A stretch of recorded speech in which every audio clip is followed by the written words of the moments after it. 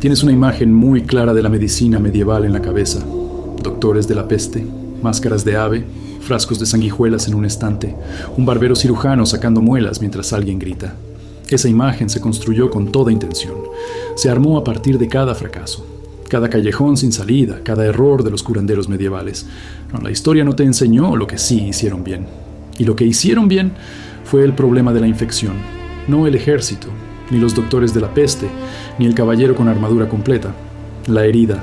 Un soldado se hace un corte en batalla, un cantero se abre la mano con un cincel, un campesino se engancha con un clavo del arado. En un mundo sin penicilina, ese rasguño se infecta. La carne se pone caliente, luego negra, y un reino pierde a su mejor guerrero, a su mejor constructor, a su mejor campesino, no por la batalla, no por el asedio, sino por un arañazo que se torció al caer la noche. Los reinos que más duraron resolvieron ese problema, y lo resolvieron casi sin gastar nada. No fueron los más ricos, no fueron los mejor armados. Fueron aquellos cuyos sanadores sabían una cosa concreta sobre 3 plantas que crecían fuera del muro de la enfermería. Y un equipo de microbiólogos de la Universidad de Nottingham confirmó que esos sanadores tenían razón en 2015. Hay un paso concreto que daban esos sanadores y que convirtió una mezcla simple en algo lo bastante potente como para matar bacterias que hoy ni el botiquín de tu hospital puede tocar. No solo las plantas, no solo la receta, un paso, ya viene. Este conocimiento dejó de enseñarse en las facultades de medicina en 1910, no porque fallara, no porque algo más seguro lo reemplazara.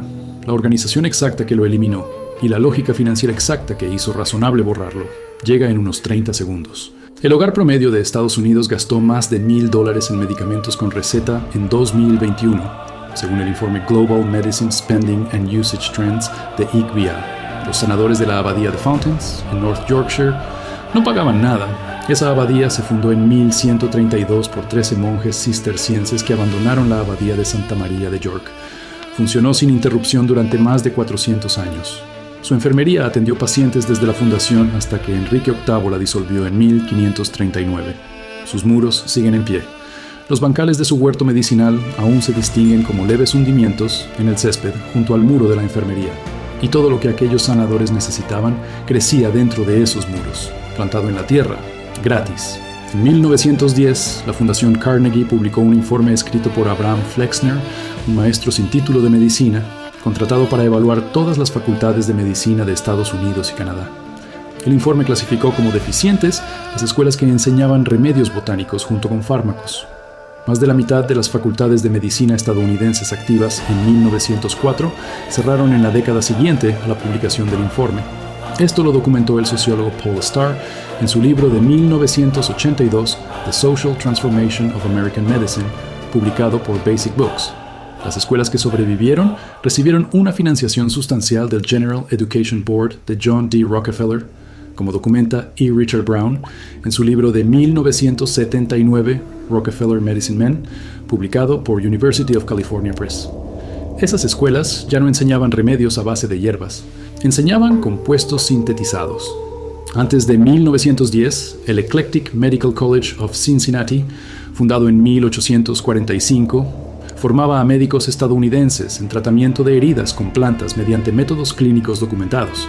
Para 1939, la última escuela médica ecléctica había cerrado. La industria farmacéutica global, construida sobre el modelo posterior a Flexner, generó aproximadamente $1 billón, con $400 mil millones en ingresos mundiales en 2021, según IQVIA. No puedes vender una suscripción a una planta de ajo, no puedes facturar un tarro de miel cruda. El tomillo entero de tu patio no puede generar un ciclo de cobro. La cuenta de por qué la medicina botánica terminó convertida en folclore no es complicada, pero aquí viene la parte que la industria esperaba que nunca preguntaras: ¿cómo funcionaba exactamente esa medicina? Eso es lo que sigue. Esto no es una idea nueva. El médico Ibn Sina, conocido en Occidente como Avicena, terminó su canon de medicina hacia el año 1025 de nuestra era. Siguió siendo el manual médico de referencia en las universidades europeas hasta mediados del siglo XVII. Ibn Sina dejó por escrito preparaciones a base de ajo para heridas infectadas en términos precisos, incluida su aplicación tópica en heridas con señales de corrupción. Sus observaciones eran clínicas, su texto era real.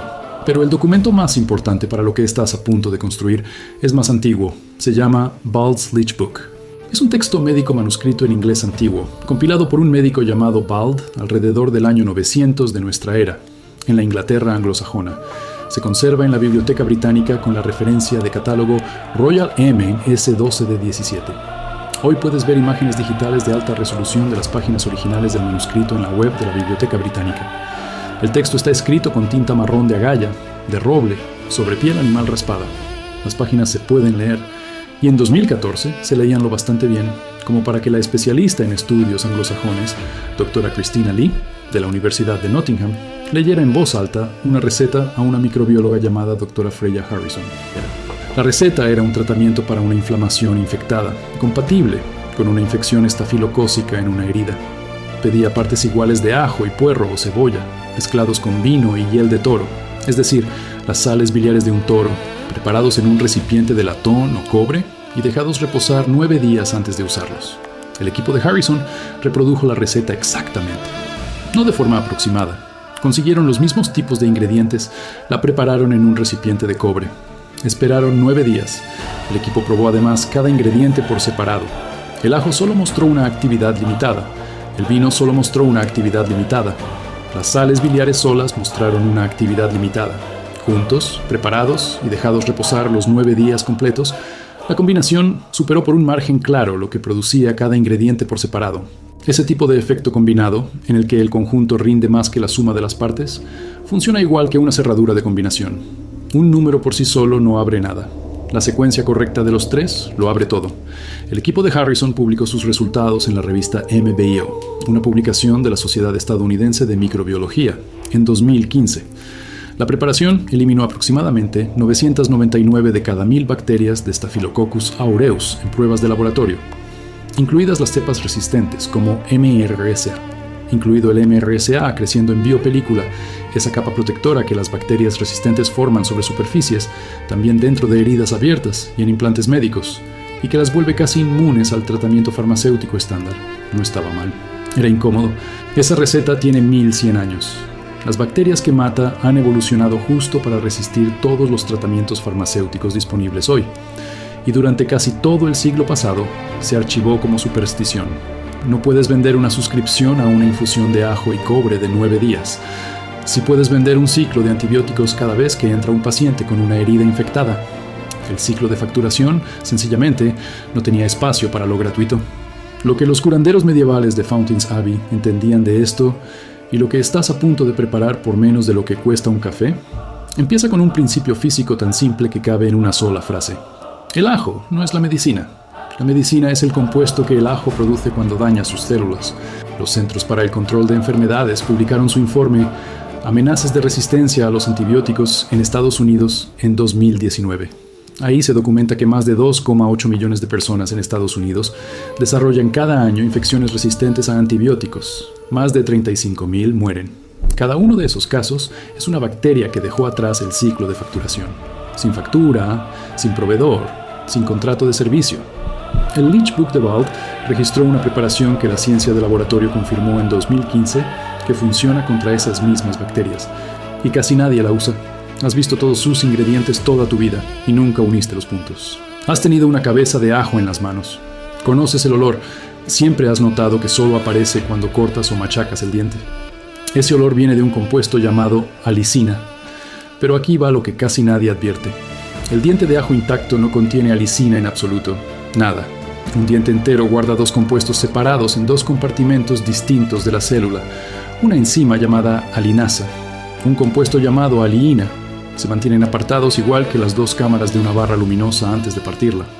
Machacas el diente. Rompes esas paredes celulares y ambos compuestos se encuentran por primera vez. Reaccionan. En los 10 minutos siguientes forman alicina. Esa reacción necesita tiempo. Sin ese tiempo, obtienes solo una fracción de la potencia. Con él, obtienes lo que midió Harrison. Probablemente ahora mismo tienes miel cruda en tu cocina. Siempre has sabido que la miel no se echa a perder. Lo que quizá no había relacionado es porque la miel cruda tiene tan poca humedad que las células bacterianas puestas en ella pierden agua a través de sus membranas externas por ósmosis. El mismo mecanismo que saca líquido de un pepino cuando se encurte en sal. La miel cruda también produce trazas de peróxido de hidrógeno, mientras reposa y mantiene una acidez natural que inhibe a la mayoría de las bacterias patógenas. El Dr. Peter Molan, fundador de la Unidad de Investigación de la Miel de la Universidad de Waikato, en Nueva Zelanda, publicó en 1992 una revisión de los mecanismos antimicrobianos de la miel en la revista Bee World, y su trabajo sostuvo una revisión formal sobre la miel como apósito para heridas, citada en el British Journal of Surgery en 2001. Poner miel en una herida no es una ocurrencia de abuela, es un mecanismo documentado en la literatura quirúrgica. Y el tomillo, seguramente lo tienes ahora mismo en el especiero. El compuesto activo del tomillo se llama timol. El timol penetra y altera las membranas de las células bacterianas, igual que un disolvente deshace una capa de cera. Ha sido el principal ingrediente activo del enjuague bucal Listerine desde 1879. Hildegarda de Bingen, la abadesa benedictina que escribió su Historia Natural Física hacia 1150, registró el tomillo como tratamiento para heridas infectadas y supurantes. No conocía el mecanismo. Observó el resultado durante décadas de uso clínico en su monasterio de Rupertsberg. Ese mismo resultado terminó en cada botella de Listerine durante el último siglo y medio. La mayoría de la gente que intenta reproducir lo que recoge el Leech Book de Bald se equivoca en un paso. Es el primero, y marca la diferencia entre una preparación que funciona y una que no hace nada. Esto es lo que necesitas. Y quiero ser totalmente claro con cada cantidad. Ajo fresco, de 4 a 6 dientes. Si sale de tu huerto, no cuesta nada. Una cabeza entera de ajo en cualquier tienda ronda entre 50 centavos y $1. Necesitas de 4 a 6 dientes por preparación. Miel cruda sin filtrar, 1 cucharada. No la miel procesada y filtrada de botella, exprimible con forma de oso. El filtrado y el calor destruyen la enzima glucosa oxidasa, que produce peróxido de hidrógeno. Un tarro de miel cruda de mercado local o tienda naturista cuesta entre $8 y $12 y dura meses. Por uso, son menos de 30 centavos. Tomillo fresco o seco, 1 cucharadita de hojas, apenas machacadas. Una planta de tomillo en una maceta pequeña en la ventana cuesta $3 una sola vez y da hojas utilizables durante años. El tomillo seco de cualquier supermercado cuesta $2 por un frasco que cubre un año entero de uso regular. Un cuenco pequeño de vidrio, un paño limpio o gasa estéril, agua sola. Eso es, de verdad, todo. Aquí está lo único en lo que casi todos fallan. Machacan el ajo y lo usan de inmediato. Ese es el error. El error exacto que separa una preparación con eficacia real de algo apenas mejor que enjuagar con agua sola. El equipo de Harrison, en la Universidad de Nottingham, dejó claro en su artículo de MBio de 2015 que el método de preparación era decisivo para el efecto antimicrobiano. La receta medieval del Leech Book de Bald describe siempre machacar los ingredientes y luego dejarlos reposar, no machacarlos, y aplicarlos al instante. El sanador que escribió esa receta observó resultados durante años de práctica, y esos resultados exigían la espera. Prepáralo como lo hace la mayoría. Sáltate los 10 minutos, y obtendrás lo mismo que obtuvieron las guarniciones que perdieron a sus soldados heridos por infecciones que tendrían que haber superado. Prepáralo a la manera medieval, y obtendrás lo que el laboratorio de Harrison midió frente al SARM. Así que esta es la preparación completa. Pela de 4 a 6 dientes de ajo fresco. Ponlos sobre una superficie de corte limpia y seca. Presiona cada uno con firmeza con la cara plana de un cuchillo pesado hasta que la pulpa se abra por completo. Oirás un leve chasquido. Verás salir el jugo. Hay que romper todas las paredes celulares. Un diente solo medio aplastado da resultados a medias. Ahora pon un temporizador de 10 minutos. No te lo saltes. La alicina se está formando ahora mismo, invisible dentro de ese ajo machacado. El olor se intensificará a medida que pasen los minutos. Ese aumento de olor es la química en acción. Una investigación publicada por Lawson y sus colegas en el Journal of Agricultural and Food Chemistry documentó que la alicina es inestable y empieza a degradarse en pocas horas a temperatura ambiente. Debes usar la preparación cuando su potencia esté en su punto máximo, dentro de los 20 minutos posteriores al final del temporizador. Mientras corre el tiempo, separa 1 cucharadita de hojas frescas de tomillo de sus tallos. Si usas tomillo seco, mide 1 cucharadita rasa. Frota las hojas entre las palmas durante varios segundos hasta que puedas olerlas con claridad. El olor intenso y medicinal que liberas es el timol. Eso es lo que Hildegarda de Bingen documentaba en 1150. Ese olor confirma que el compuesto activo está presente y listo. Cuando terminen los 10 minutos, añade 1 cucharada de miel cruda al cuenco limpio. Añade el ajo machacado. Añade el tomillo triturado. Remueve suavemente hasta que la mezcla quede uniforme y espesa. Debe mantenerse sobre una superficie plana sin escurrirse. Si queda demasiado líquida, añade una pequeña cantidad extra de miel. Antes de aplicar nada, limpia bien la zona de la herida con agua sola. Sécala a toques con un paño limpio. Aplica la preparación en una capa de un grosor parecido al de mantequilla bien untada sobre una tostada. Cubre enseguida con gasa limpia o con un paño doblado y déjalo bien sujeto. Deja la aplicación entre 6 y 8 horas. El Leech Book de Bald describe de forma constante aplicaciones nocturnas en sus recetas para heridas, y ese tiempo encaja con dar a los 3 compuestos activos el contacto sostenido suficiente con la superficie de la herida para actuar. El siguiente paso es el que casi todo el mundo omite, y también fue el que separó a una enfermería que funcionó durante 400 años, de otra que se habría venido abajo en una sola temporada. Cuando termine el tiempo de aplicación, prepara la mezcla completamente de nuevo. No reutilices la preparación de ayer. La alicina se degrada a las pocas horas de formarse. A la mañana siguiente, la parte de ajo de la mezcla del día anterior ya ha perdido casi toda su potencia activa. La miel sigue siendo eficaz de forma indefinida.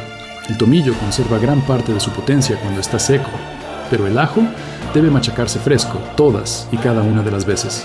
Esto no es una ineficiencia. Todas las aplicaciones del Leech Book de Bald describen preparación fresca. Las observaciones clínicas que dieron lugar a esa instrucción son las mismas que el laboratorio de Harrison explicó 1100 años después. Un solo hogar que aplique este método cubre pequeñas infecciones de heridas, infecciones superficiales de la piel y el cuidado de cortes y rozaduras cotidianas, sin coste farmacéutico y sin necesidad de receta. Lo que una familia de 4 consigue con un pequeño bancal de ajo y una maceta de tomillo en una ventana durante un año entero, y lo que la comunidad cisterciense de la abadía de Fountains hizo con esas mismas plantas en toda una institución médica en funcionamiento durante 4 siglos, es la parte que cambia por completo tu forma de pensar el problema. La enfermería de la abadía de Fountains fue una de las mayores enfermerías medievales conservadas de Inglaterra. English Heritage documenta su estructura y dimensiones en el Plan de Gestión del Sitio Patrimonio Mundial de Fountains Abbey y Studley Royal, publicado en 2013. El edificio se extendía por el lado oriental del complejo de la abadía. Tenía camas individuales para los pacientes. Contaba con su propia capilla.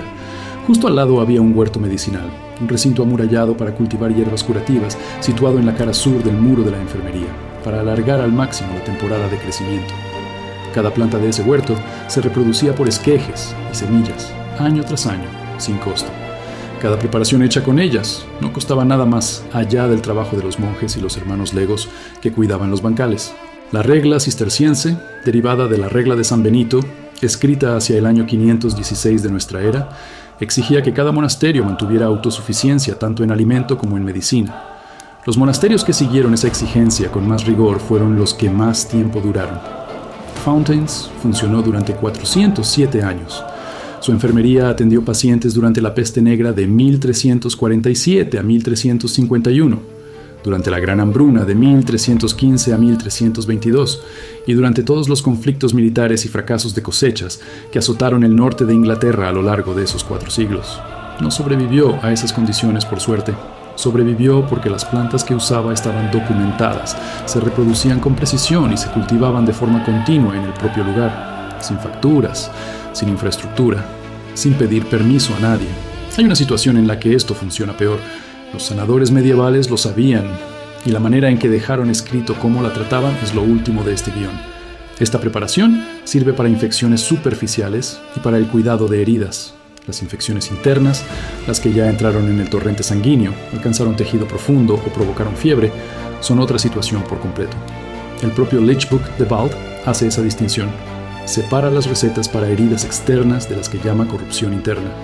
Los sanadores cistercienses de Fountains Abbey derivaban a los pacientes con enfermedad sistémica a médicos formados en medicina interna. No decían que un solo huerto medicinal curara todo. Esta preparación tampoco. Si una infección da señales de extenderse, líneas rojas que avanzan desde la herida, fiebre que sube durante horas, inflamación que empeora tras un día entero, o cualquier indicio de que la infección ya pasó bajo la superficie, eso exige atención médica profesional de inmediato. Esta preparación es una primera respuesta documentada y confirmada en laboratorio para heridas superficiales e infecciones menores. No sustituye a un médico cuando la situación exige un médico. El Leech Book de Bald sigue en la Biblioteca Británica Royal EM S12 de 17. La enfermería de Fountains Abbey sigue en pie, en North Yorkshire. Los bancales del huerto medicinal aún se distinguen como hundimientos en el césped junto al muro de la enfermería. La abadía es Patrimonio de la Humanidad de la UNESCO desde 1986. La alicina sigue formándose en unos 10 minutos después de machacar el ajo. El timol que Hildegarda de Bingen registró en física hacia 1150 después de Cristo sigue alterando las membranas celulares bacterianas exactamente igual que en su enfermería y en cada botella de Listerine desde 1879. La miel sigue sin echarse a perder. Lo que acabas de preparar no es un remedio popular. Es una fórmula probada en un laboratorio moderno contra bacterias resistentes a fármacos, publicada en una revista de microbiología con revisión por pares, tomada de un texto médico manuscrito que lleva en la Biblioteca Británica desde que se compiló hace más de 1100 años. No sé qué te trajo hasta aquí. Da igual. Funciona en ambos casos.